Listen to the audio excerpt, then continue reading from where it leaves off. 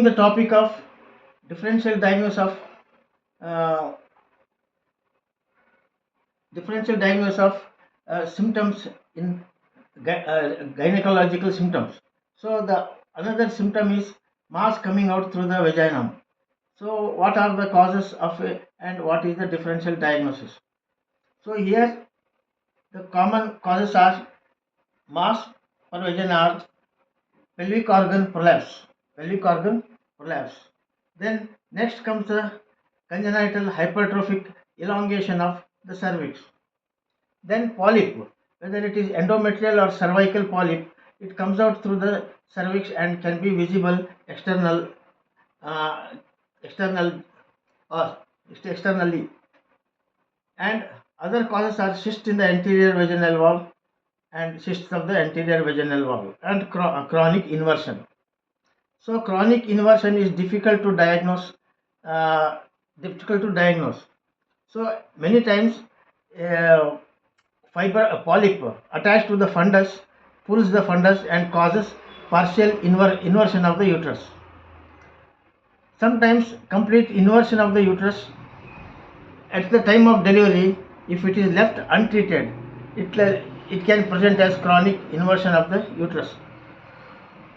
Then polyps, this one anterior vaginal cysts are either Bartholin cyst or Gartner's duct cyst. So these are this one pelvic common causes and differential. So pelvic organ prolapse. So uterine prolapse, anterior wall prolapse, posterior wall prolapse.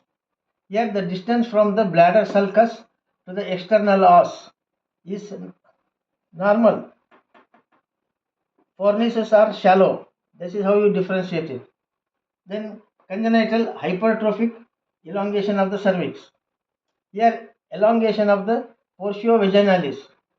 Distance from the bladder sulcus to the external os is increased, and here fornixes are deep. Then polyp, either fibroid polyp, it is endometrial or cervical fibroid. Here the pedicle is attached to the extending from through the cervix. Here it also causes partial inversion of the uterus. So here on traction of the polyp, cervix does not move up. But if there is associated with partial inversion of the uterus, so in such cases cervix also when it is pulled up, polyp, cervix is moving up. That is an exception. Now chronic inversion of the uterus often has a fibroid at the fundus. Uterine fundus cannot be palpable. Cervix is high up. On traction of the inverted fundus inversion, the cervix moves up and uterus sound can't be passed beyond few centimeters.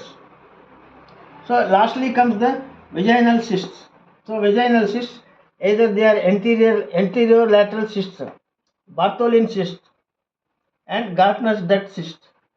Anterior lateral Bartholin cyst and Gartner's cyst. So Gartner's duct is a remnant of mesonephrid duct. It runs from lateral lower end of the tube to the lateral wall of the uterus, up to the vaginal wall and up to the vulva. So anywhere here it can cause cystic mass, either lower abdomen cystic mass or here para ovarian mass or anterior vaginal wall cyst.